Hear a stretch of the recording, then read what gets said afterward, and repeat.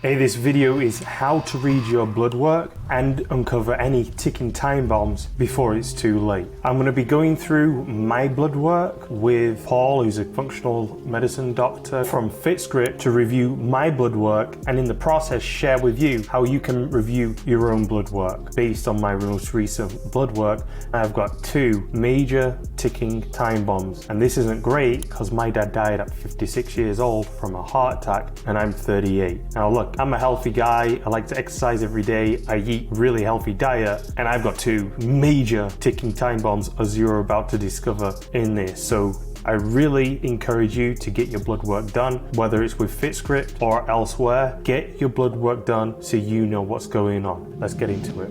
All right, we're now officially recording. Paul, thanks very much. Let's go. So we're going to go through your bloods today. We did a blood test last week, I think it was for you, and potentially the week before. And so what happens with our tests is we receive the data the same as any other blood test company. But the key differentiator is the report we use is a completely different thing to what you would normally find in your blood reports, where you would normally see a big long list of markers and then potentially an H or an L next to it if it's too high or too low. Ours is you're going to get like an 80-page report roughly around all the markers and what their combined numbers mean in the bigger scheme of things. So most people look at maybe just glucose for their blood glucose, but actually it's probably more important to know your cholesterol markers when it comes to glucose management. And people don't realize that. People don't realize fat will affect glucose, and it affects it way more than some of the other aspects that some people will look at, right? So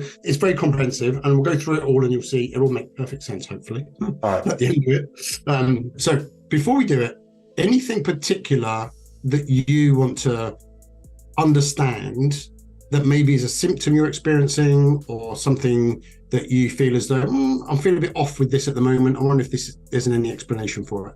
No, nothing really I'm feeling off with. I have definitely put on some fat since being a dad. Got a little bit of a dad bod. And I am definitely concerned. My dad passed away at 56 with a heart attack. Very late. I need to keep it, I imagine. How old is your daughter, son?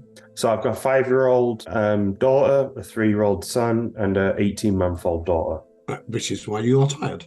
Yeah. Because that is not conducive to plenty of energy. But that's great, okay? Because, but what's interesting about that is, we're slightly off topic here, but you basically done the last 5+ years in an almost constant sleep deprivation environment, because as soon as the 5-year-old got to 2.5 and you just got maybe 6 months to a year of sleep pattern, the new baby came along, and then the same thing happened again after that. So we're looking at quite an extended period of time where obviously sleep deprivation has a significant effect on a lot of things. What's also interesting is that you've got the cardiovascular disease in the family. Would it be more interesting to know what was wrong with your father and how he came to get cardiovascular disease? But let's just assume that it's there.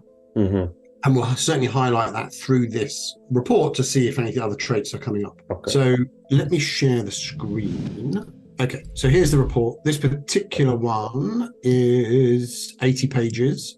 And what we'll look at, various functional body systems, accessory systems, nutrient status, any deficiencies that we can see that are obvious, and clinical deficiencies, dysfunctions rather. And then we'll go through the bloods, the markers themselves. So what we will look at here, and I'll go through the salient points. We don't need to go through all of this. You can read this if you get some time at some point. This first part looks at the probability of dysfunction in particular areas. Now, according to the report, these are the areas that we want to focus a little bit on and see why they're coming up as more than 50% possibility of dysfunction. Anything less than 50%, really not interested. We want to just have a little bit more of an investigation into this. So we can see blood sugar regulation, kidneys, cardiovascular function. Let's, bear that in mind because of your history. Potentially some thyroid, immune, sexual hormone functions, and prostate. Now, that does not mean these are dysfunctional. It means that we are seeing traits towards things that may begin to happen if things are left as they are.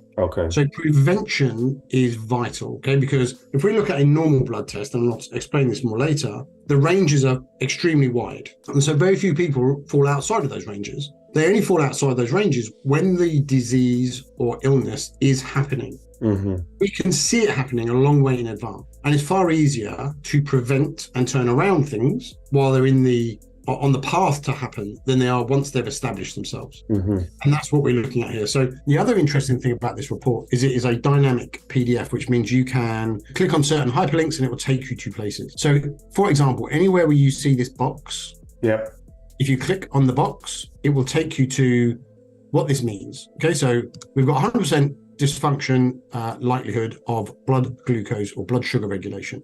The important thing to understand is it takes all of these into account. It takes glucose, takes something called lactose dehydrogenase, hemoglobin A1C, which is your 3-month average, your total cholesterol, your triglycerides, which is the fats in the blood after a 12-hour fast, your LDL cholesterol, your HDL cholesterol, and a hormone called DHEA sulfate. So all of those are taken into account, and we could run an even more in-depth one using things like fasted insulin, leptin, C-peptide, fructosamine, etc. But out of the ones that were on this report, we can see that the ones above were either too high or too low. And so it's telling us that based on this rationale, we know that there's some blood glucose challenges that we need to address, and we can dig further into why that is. And one of those causations is very likely some of your sleep patterns and potential stress and that kind of thing. Same with kidney function. This is what they would look at. So some of these are what you would be normal kidney function, some of them liver function, some of them glucose function. And we can see that out of these half dozen are out of optimal. So if you do come to this section, to get back to where you were, just click back on the box and it takes you back to the same page. It takes all the data and then gives us this outcome. Then we move on, we come to the accessory systems where it says we've got some lipid panel dysfunction, 100%, which means we're going to see some cholesterol challenges for sure. And there's very likely some toxicity going on. I don't know if you've measured any of your kind of toxic load, like chemical toxins, organophosphates or mold and things like that. But it is very likely that you are holding something, if not multiple things, which will actually lead or contribute towards your cholesterol, which is then contributing to a cardiovascular risk. So it might be well worth our while doing some further toxicity testing in your particular case. Okay. And then we get to, nutrient status, and the carbohydrate status is elevated, which is talking about this blood glucose regulation. And then we move on to individual nutrient deficiencies. So vitamin D, DHEA, and zinc. And because you're based in the USA, DHEA is a possible supplement that you can buy over the counter. Can't do that in the UK.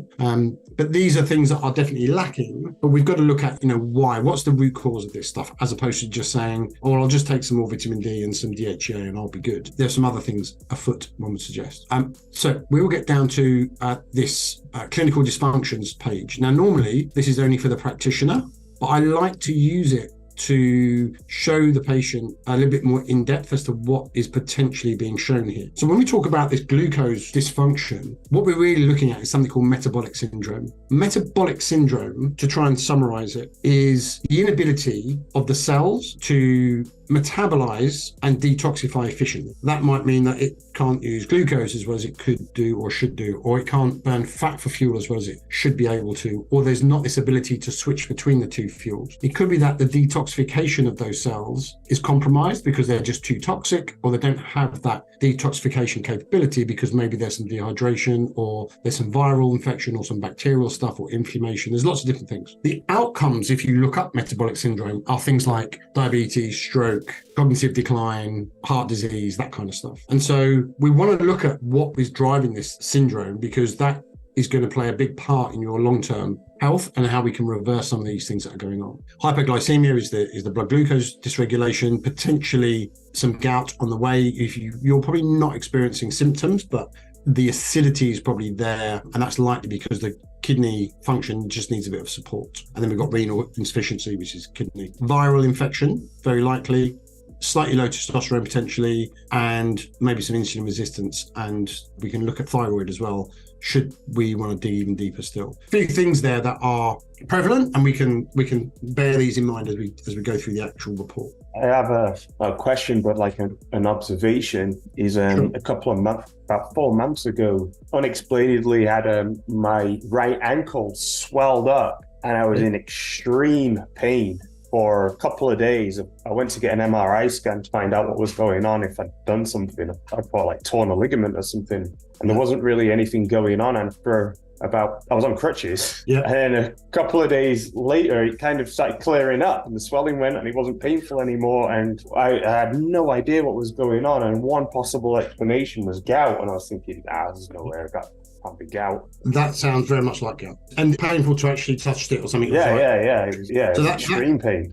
Yeah, there are classic symptoms of gout, and I'd suggest that was likely a flare-up of it. So if you're experiencing symptoms of that already, then again something that needs to be addressed and reversed, because you don't want that to be getting worse and worse. I got a question about about this too, and the kidney renal function. So I know that one of the markers there is creatinine. Yeah. As a marker, and I've been supplementing with creatine for a long time, and recently I just stopped it as I have. Supplementing with this for a bit too long, and I also noticed that I think I have like a higher risk of muscle tears because you need to take on more water with the creatine. And I was wondering if that, in your experience, has any effect on like the kidney renal function. Well, creatine monohydrate, which is a supplement that you're talking about, doesn't really. I mean, that's one of the most researched ergonomic supplements ever. And there's only two that are proven to be useful in improving performance, and that's creatine and caffeine. And there's no real kidney issue with taking creatine unless you have an underlying kidney problem. And then you've got a bigger issue with protein intake rather than creatine. The marker we use here is called creatinine, which is different. But creatine itself, in gout patients, you might want to think about whether or not that is going to be supportive or it's going to cause more issues. I'm not sure it's going to cause more issues, to be fair. There are other things driving inflammation in you that are going to be more prevalent towards these gout episodes. Creatine in and of itself is really useful for brain function, muscular function, overall energy production. And what it will do is it will enable you to hydrate your muscle tissue better.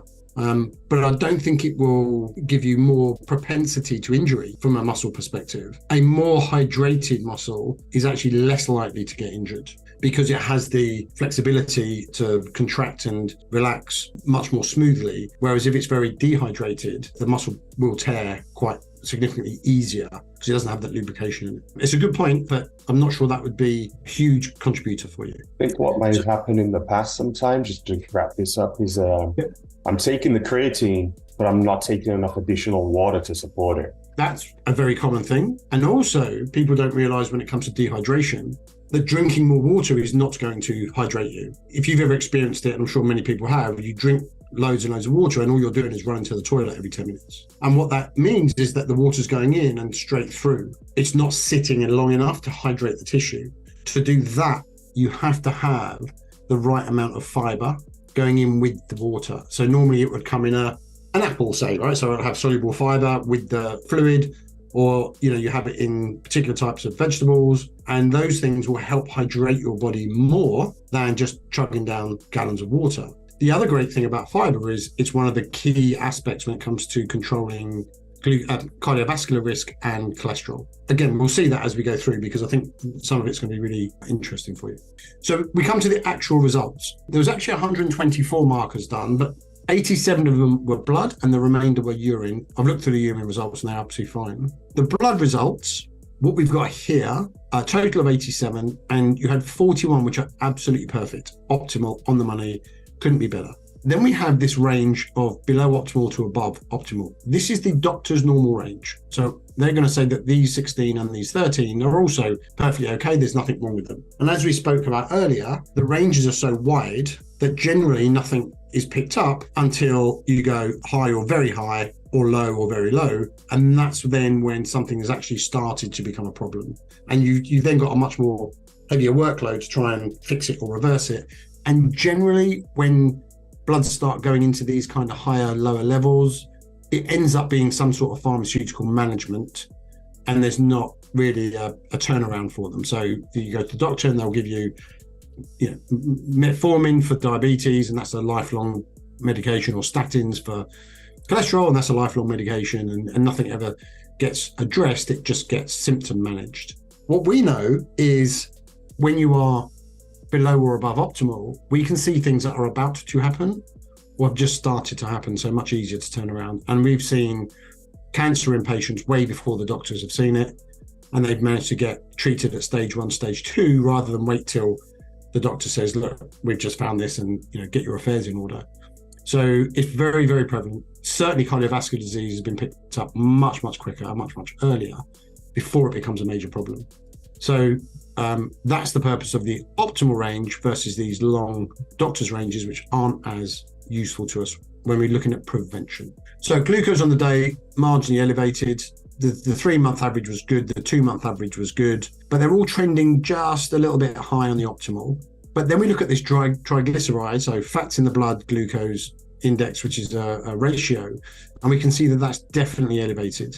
And if we look on the explanation of that, excuse me, the index is a valuable prevention tool that can identify insulin resistance and its associated complications early on.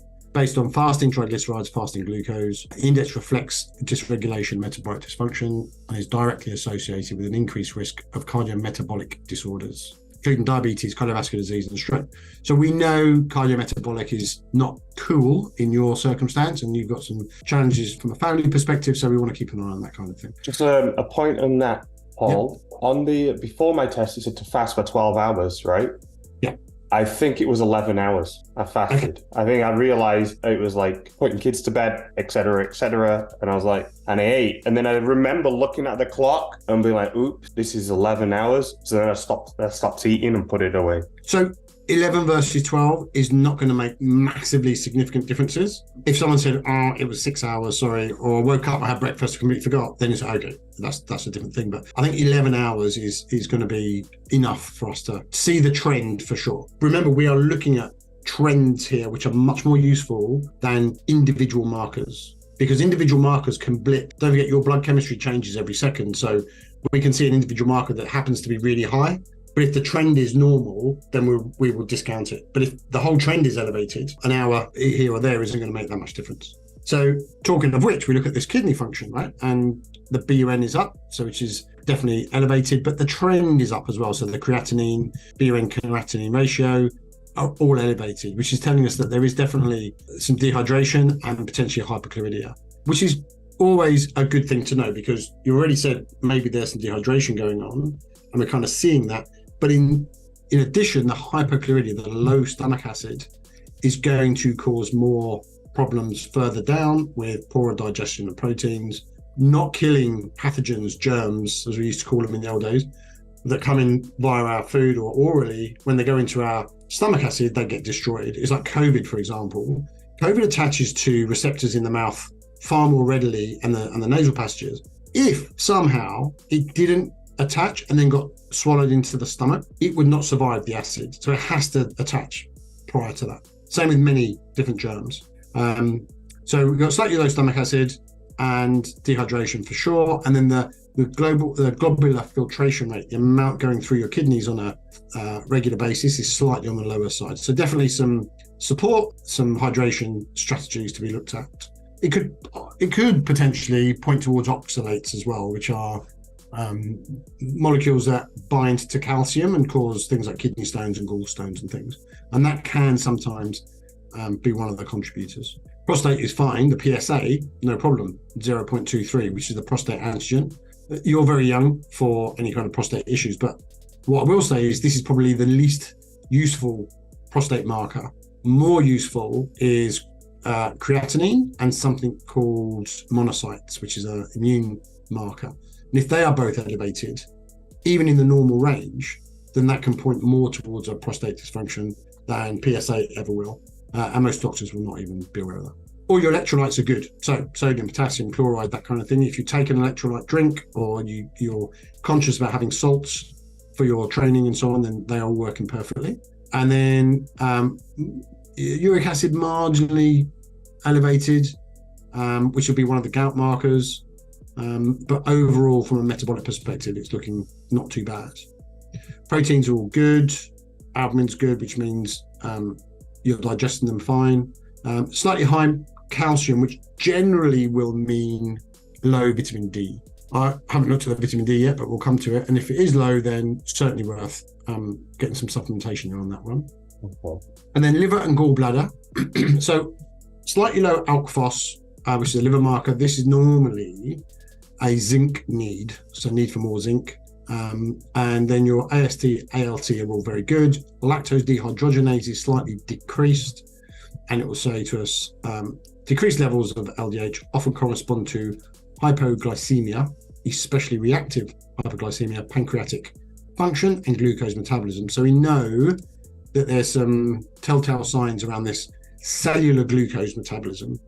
We don't just need to measure the amount of sugar in your blood. We want to measure what is it being used for and how is it being used. Iron's all good.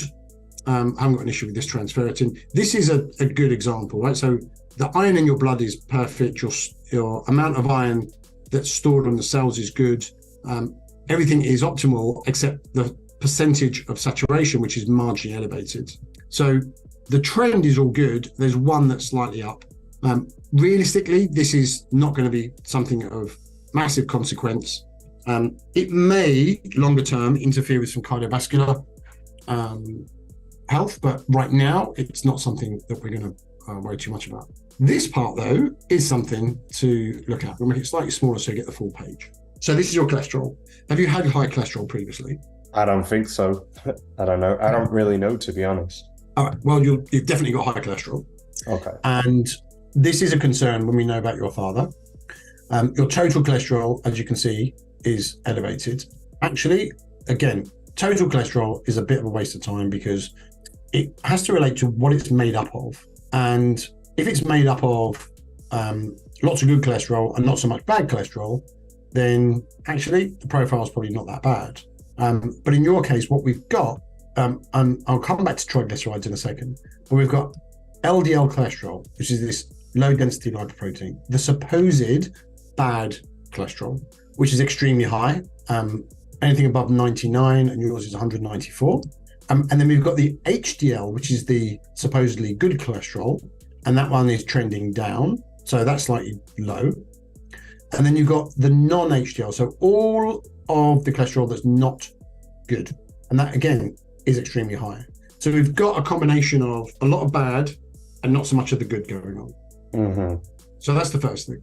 The triglycerides were actually not terrible because they're just peaked out of optimal.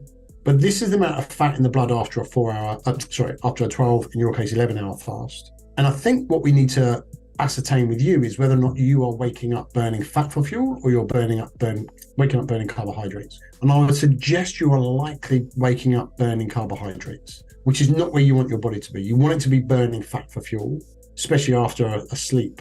But if we look at the combination of your last 5 years of sleep patterns, as well as probably work, potentially excessive amounts of exercise, maybe not enough calories, all the kind of stuff that we try and do to manage our own health, if you like, it can potentially start causing more problems with the cellular metabolism than fixing.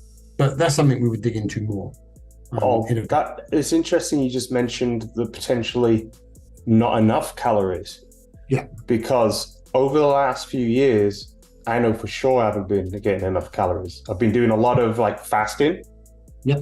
And, recently I've been thinking I think I've been doing this too much. My muscle mass has dropped quite a bit. I'm noticing that I'm holding on to fat more than I used to do, especially around my stomach. Mm-hmm. And I was actually just listening to Dr. P.T. Attia podcast recently with Tim Ferriss, and got his book out, Live, and he was talking about how he's really cut down the amount of fasting he's doing. He's looking to get more muscle on, and I recently did a calculation on how many calories I actually need based on my exercise, and I realized I've been well under that for a long time. So have a think about this then. So I've been doing this a long time, many decades, and I've seen all the fads come and go. And fasting 3-4 years ago, 5 years ago now maybe, was the new kid on the block, and it was going to solve everybody's issues, and you're going to fix every metabolic problem you've got, and you're going to be Superman, and you're going to live to 1,000,000 years old. And we need to think a little bit more carefully about that kind of advice, because when you think about fasting, what really it's doing on your body is creating a stress, because your body likes to eat, right? It likes fuel, And when there isn't any, it will go into a type of metabolic environment that will clear out some of the broken cells and do some rejuvenation of cells. But at the same time, it's a stress. Now, if you're fasting, and that's a stress because you're not eating enough, then you're not eating enough in general when you do eat, then you're training, which is a stress, then you're busy running a business, which is a stress, and you're not getting your sleep, which is a stress, and you're not doing anything proactive to put your body into what's called a parasympathetic nervous system, a rest and digest, meditation, relaxation kind of area. All you're doing is piling more and more stress on your body. Now, a small amount of stress can be useful, but when you've got it from half a dozen different perspectives, it becomes overwhelming. And what happens is your adrenals and your cortisol, especially, becomes elevated far too much. So you get this chronic elevation in cortisol. And one of the signs of that is fat retention around the belly button. Male or female, doesn't matter. If you've got that sitting around your belly, that's very likely chronic cortisol elevated from stress. So when you put all that together, you look at, well, what is the value of fasting? Because you can get autophagy, which is this renewal of cells, from exercise. And actually, fasting doesn't need to be days on end. If you eat regularly, I wrote a book a few years ago called a 3x5 diet, which is based around eating at specific points during the day, and which will naturally give your body the ability to move between fat and carbohydrate for fuel, and make sure that you wake up in a fat burning state. And it's a very, very simple thing. It's the easiest thing in the world to do, but people are getting way too complex on this stuff. And if I give you something that's really simple, it's like, yeah, but where's the magic sauce, right? Where's the thing that I need to get? Because, do you have to wait 42 minutes for that thing, or is it going to be 44 minutes? And it's like, relax. That stuff is not going to give you the outcomes you're after. This picture that we're seeing here is the outcome of your current behaviors. And this is clearly driving things very highly from a cardiovascular risk perspective. So we need to get in and start understanding why you're creating so much cholesterol, what it's protecting against, and how we reverse this trend. So that's the first thing. As we go on, you're going to see other markers that we do specifically on this test, which are for cardiovascular risk, because cardiovascular disease is still the biggest killer in the world. And so we want to make sure that, if nothing else, we're definitely getting a good handle on that. So, with me so far? Oh. I'm with you, Paul. Excellent. Okay. And then we've got things like cholesterol HDL ratio, which is very high. These are all just showing cardiovascular risk is elevated. Then we look at something called lipoproteins. This is kind of the makeup of the cholesterol and the walls and the types. And we can see that we have one called little a, one called A1, one called B, and then a ApoB, ApoA1 ratio. And again, some of these are protective. So if we look at this little a, this is increasing risk of cardiovascular disease. If we look at the B, the big A, when it is decreased, again, it's an increased risk of cardiovascular disease. But when that is elevated, that's actually reduced risk of cardiovascular disease. Then we've got apolipoprotein B, increased levels, again, associated with increased risk of cardiovascular disease. So these are far more telling than the actual cholesterol numbers. So we know that this is definitely something that's going on. Again, I am going to come back to it because we've got a more in-depth panel coming up. Thyroid, TSH, slightly elevated. Anything above 2, we want to start thinking about, is there inflammation going on? And it definitely 100% for you, you've got some inflammatory response. But the actual working of your thyroid is fine, right? You're producing enough T4, that is getting converted to T3, and you are then able to metabolize as you should do, assuming that the cells are healthy. And at the moment, we've got some challenges in that aspect. Inflammation markers are all good, so no particular problems from that perspective, but there is definitely inflammation going on. Vitamin D is low at 38. We'd like to see that about 90, and that's why the calcium is elevated. So definitely supplement with vitamin D. If you're already doing it, I would increase the amount. And then we get to the hormones. And what we've got here, this trend, going back to that, what's the overall trend, is that DHEA, so the sulfated version, is slightly on the lower side. Testosterone at 641. Optimally, we'd like to see you around that 900, especially for someone of your age. So we can see that the trend is just a little bit depressed. When we look at the bioavailable, the free, it's all just a little bit lower than we would like. And it's not surprising when we look at the lifestyle and some of the other markers that we see, but this can easily be improved. And as you start doing work to fix yourself up and do the things that we'd recommend, you will see these things naturally start to increase because your body wants to be in that more optimal place. And you definitely have the time and the age advantage to do that. We just need to work on some of the priorities that will do that for you. Okay. Red blood cell markers are all pretty good. And then we come down to here, which is this MCHC, platelets, and then MPV.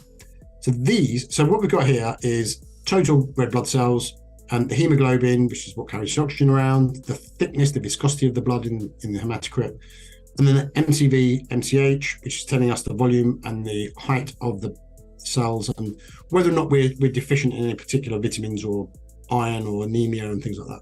When we get down to this part, we're looking at more what's going on in respect of immune potentially and what are the downstream outcomes. We will do immune in a second, but so if we look at MCHC, when it's slightly low, it's a need for vitamin C, B6.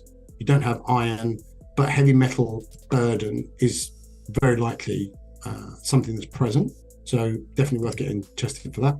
Platelets are down, which is going to tell us that we've got oxidative stress, heavy metal body burden, and infections. So when we see it twice, heavy metals, chances are there are some going on, and you would test to see which ones are there, and then understand how to remove those. Oxidative stress, I think, is definitely something that's going on because that's what's driving your cholesterol up and your cardiovascular risk. So again, we need to look at what that is.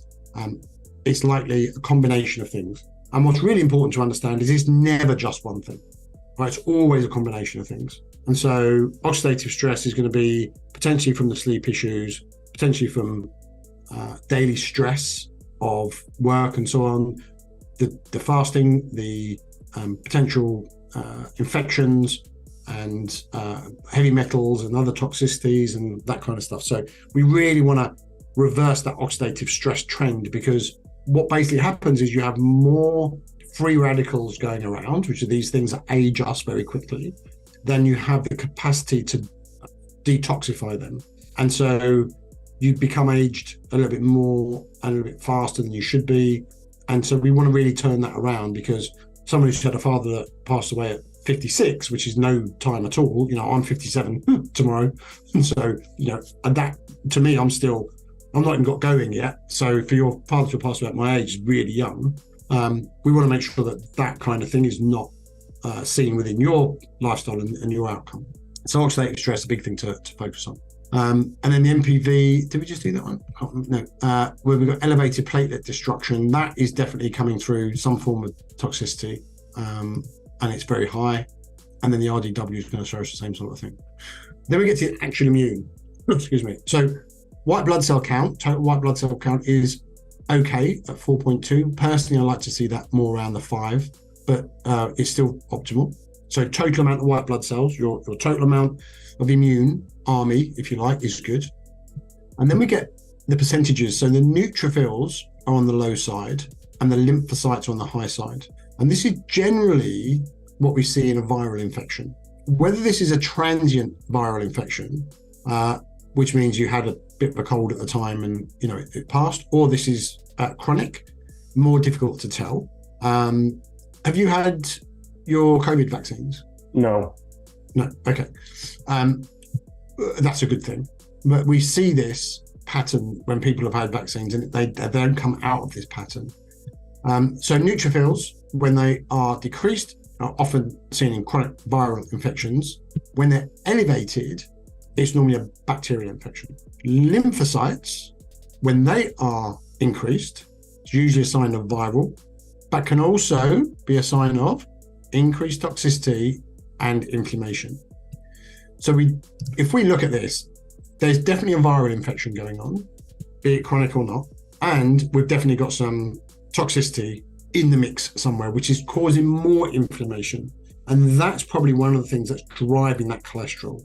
And it could also be the stress elements we spoke about, and the sleep, and maybe diet, and all these other things. So, lots of moving parts that we just need to tidy up.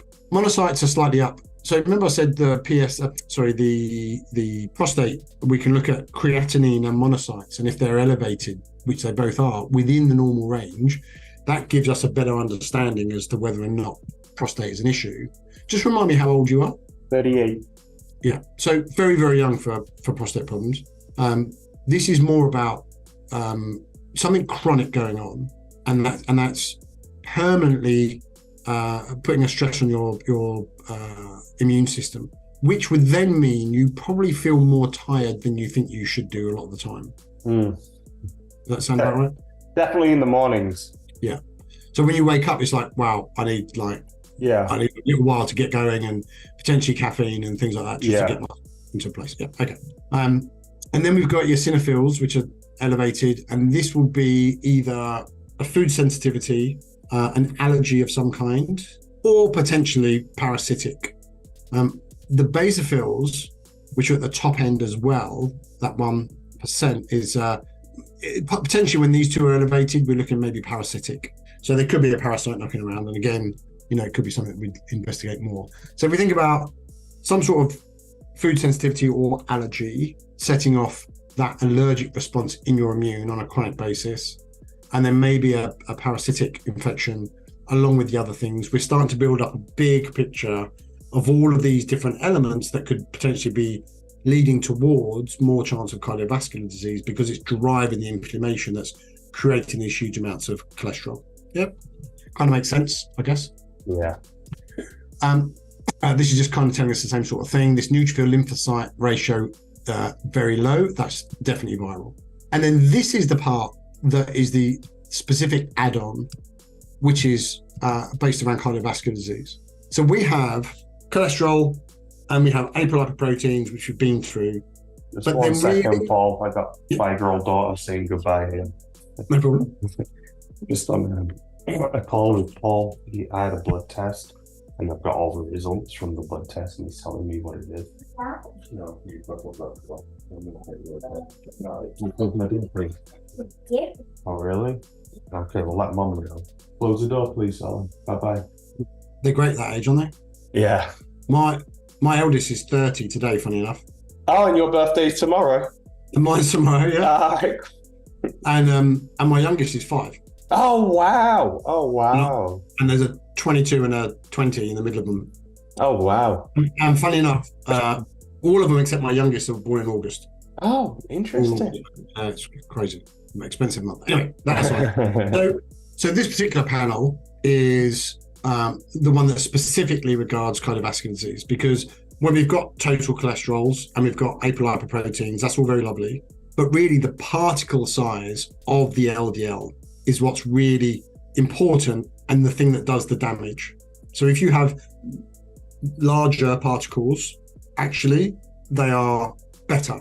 When you have the smaller particles, they're the destructive ones that cause problems with things like plaque in the arteries and arterial damage of the walls and that kind of thing. When we're looking at this, we can see that the LDL particle number total is very, very elevated, but the small type, the really unpleasant ones, is again very high. Anything above should be between 0 and 142, and yours are 387. And then the medium ones that don't really want to be more than 245, yours are 632. So we've really got some very high cardiovascular risk markers there. And then the peak size of the LDL is on the lower end, which is the opposite of what we want. So we've got all the bad stuff and none of the good stuff. And then when we look at the HDL, the large fluffy ones that pick up all the debris and the bad cholesterols, take them to the liver so you can detoxify them, these are really on the low side. Yours at 5,000, we want them at least around that 9 to 10,000 mark. So we can got a very inverse picture here. And any of these that we look at, we click on, will be elevation in LDL particle number represents increased risk of cardiovascular disease. It will also show us the small one, increased risk of cardiovascular disease, as well as insulin resistance and blood glucose dysregulation, which is where I was talking to you about, fat that actually affects blood glucose. People don't make that connection, and it's definitely a thing. And then the medium, same kind of thing. Elevated LDL medium is associated with increased risk cardiovascular issues, and then the lower ones are the same. So that's the bones of the report. The rest of it is things that will be comparative when you have your next one done, and we can see what the improvements have been, and then a lot of other data that is telling us things that we've just been through, which we don't need to go through today. So any questions? Lots of questions, mainly as to what shall I do about it. This has obviously come back. It's obviously come back. I was hoping, everything looks great. Keep doing exactly what you're doing. Everything is wonderful. You're in, everything's great. And obviously that is not the case at all. So yeah. So one of the things I would say is don't keep doing what you're doing, right? Because that's what's created this, right? Right. But a couple of things. Firstly, I'm hoping that people will see the difference between a regular blood test report and then this sort of report. So, Paul, let's say this was a regular blood test. Let's say I went to the doctors with this regular blood test. Yeah. What would they be saying to me at the end of this? They would look at this and they would see that they'd say there's nothing wrong with your blood glucose. They would say that there's some dehydration going on, but just drink some more water. This would all be fine to them. They say, you've got some high cholesterol, so I think we should look at statins and a low-fat diet. They wouldn't see any of this because they wouldn't test for it. They wouldn't bother with that. These are all good, all within doctor's range. Fine. They would say, we're not sure why this is blipped up, but it's fine. Not sure they would actually say anything about this, but if they did, they might turn around and say there was a viral infection, but nothing to worry about. This would not register for them because they wouldn't look at it from that perspective. And then they certainly wouldn't do this because this is not something you would do at your regular GPs. So from the doctor's perspective, they'd say, look, drink some more water, everything's great, and we need to give you some statins, which is very different to the kind of things that we're looking at when we talk about what's driving the inflammation, what's driving the problem, what's making that body trying to protect itself with all that cholesterol. And we know that there's some toxicity there. We know that there's definitely some oxidative stress. There's certainly some sort of environmental or food allergy or parasitic thing going on. There's lots of different things that we know we picked up out of this. And what it points towards then is how do we then re-establish a lifestyle that works to alleviate all of these points and start bringing them back into the optimal ranges, but that also serves you to have more energy, better sleep, less stress, better long-term outcomes, avoiding cardiovascular disease. Mm-hmm. Very young children, we do not want to see this in a parent who has 3 children under 5. And so that takes a bit more than just saying, this is all you got to do, take some supplements and you'll be good. Right? We've got to look at a much, much bigger picture. Now, for me personally, if I'm going to work with someone like this, this would be 12 months worth of work. Mm-hmm. And we would look at every aspect. We would do some further testing. We'd really get into the details about why these things are going on and what else is happening. Mm-hmm. And then we would start from the very beginning to rebuild everything from the ground up, while instilling new, maybe nutritional approaches, optimizing the sleep, even though there's young children, dealing with stress management better, dealing with exercise and the volume of exercise and the type of exercise better, looking at this fasting element and whether or not we can use it potentially in a useful way, but maybe not the way you're doing it. And then, working on bringing down that cholesterol, so that long term you've actually got a much, much more robust cardiovascular system than the one that's currently in play. But that's quite a long process. To remove toxins, to remove heavy metals, to remove cholesterol, and then make sure that you're not producing too much cholesterol going forward. To look at all of those aspects, those things take time, but it's all certainly doable. It's just a bigger approach than just saying, take some vitamin D and some red rice yeast for your cholesterol and you'll be good, because that's not the case. Very cool. All right, thanks, Paul. I'm going to end the recording. Oh, I'm going to test. There's your... This is too good not to record, Paul. All right, so... Please start again with the entrepreneurs. So with an entrepreneur, they want to say, look, let me just get my first 10 million under my belt and I'll be good. Right? And they'll do everything they can. And it will always be at the detriment of their health, because you cannot be an elite world-class performing anything and be healthy. Believe me, right? If you look at the Olympics or any world champion, athlete, sports person of any kind, very, very few of them are in optimal health, because to push your body to that extreme, to get that extreme result, something has to give. It's not something that your body is okay with, which is why you don't have footballers after 35 years old, or you don't have sprinters after like 26 or something like that. It's because the body just doesn't do that anymore, because it's broken. Same with entrepreneurs, right? They want to go hard or go home. Let's just caffeine myself out of it, or we'll take the drugs or whatever it is to just keep going, and I'm going to show everyone how productive we are, and I'll sleep when I die. So yeah, you will, and it'll come on a lot quicker if you keep doing what you're doing. But the key element, and you mentioned it before we started recording, is that your productivity declines with the amount of stress your body is under, because the brain doesn't function quite as well. You don't have the energy, you don't have the cognitive reasoning powers that you had prior, because that inflammation then dulls a lot of that. And so when we deal with these entrepreneurs and we go, look, here's your bloods. So this is a great picture of what you're doing right now and what it's causing. But more importantly, here's your genetics, here's your toxicity, here's your stool test, your gut health, here's your bacterial and viral profile. And we can see all of these different elements are juggling around trying to get your body to be a certain way. And it's all becoming broken. So if we can start to tweak some of these things that are serving your genes, right? We're not working against them. We're actually going, okay, well, we know you've got this propensity to have Alzheimer's, but if we do these things in this order and we stop doing those things, we can negate that almost completely. We know that there's potential cancer going on or potential genes for that, but we can change that quite quickly, and we can move to these longevity genes that you've got showing, and work more towards those being active than the ones that are going to shorten your telomeres, for example, right? So we've got the ability to do that, but it has to be done over a considerable amount of time, right? You're looking at least a 12-month period where you set up everything that they need to make it a lifestyle and not an intervention. Okay, this is really critical, because one of the first things we used to get decades ago, people are like, okay, how long do I have to do this before I can go back to eating my normal diet? Yeah.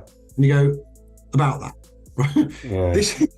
It's not about an intervention now to fix you and then you go back to doing. It's about, how do we take Mark and optimize him with the best cognitive function, the best energy, the best amount of creativity, and the hormone profile that he wants as a young man, and the least amount of chronic illness possibilities, in a way that he doesn't even notice he's doing it, because it's such a natural thing for him to do every day.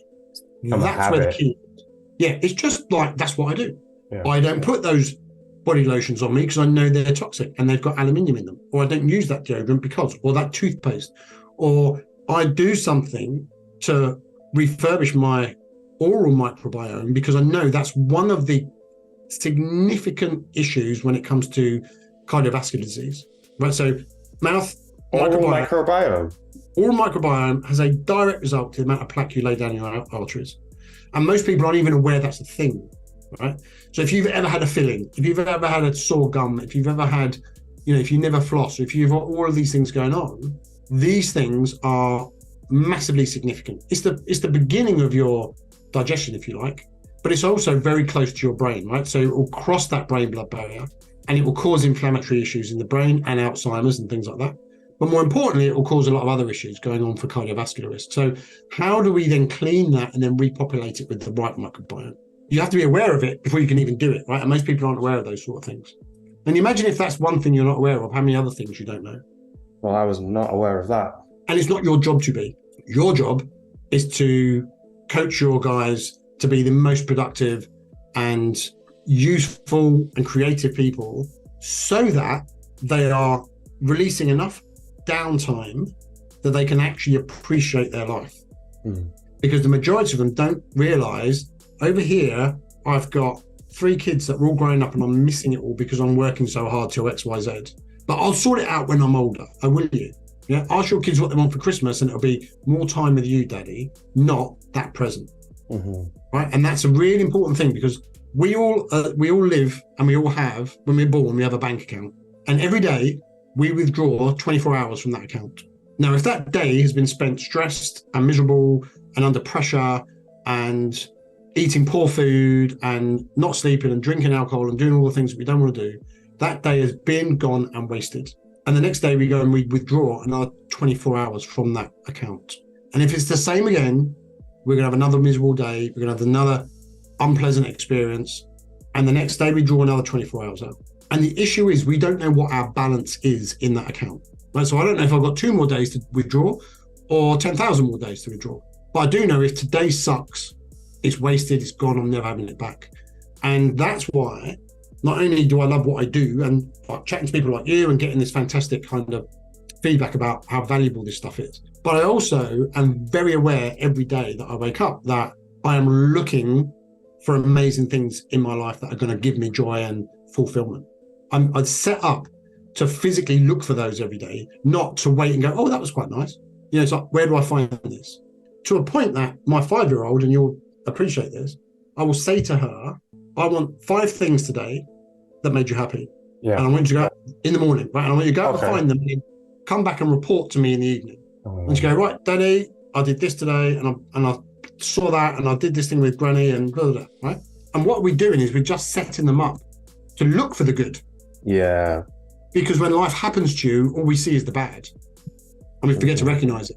Now, if you've got cardiovascular disease, you've got, gout, and you've got this and that and the other, that is where your focus goes. And we want to remove all of that stuff so that you can just look at how do I create the most valuable day of my life and enjoy the process. And that's what the difference is between getting a blood test from a regular GP that says high or low, and then us actually doing a year's worth of work with you to create what's probably the most productive and useful life you're ever going to have. So you can see from that assessment, I've got some major changes to make in my life. I'm going to be making them. I'll be sharing them with you and getting my blood test done at least every 6 months to see the change. If you're interested in working with FitScript, go to fitscript.com/Dhamma. That's my last name, DHAMMA, and they'll be able to help you out there. Or go ahead and get your own lab test. There's lots of places online you can get your own lab testing done and go through this video again and just see where your ranges are to make sure you're in the optimal range too. If you're an entrepreneur who wants to look, feel, perform at your best without the burnout, subscribe to my channel and I'll see you on the next video.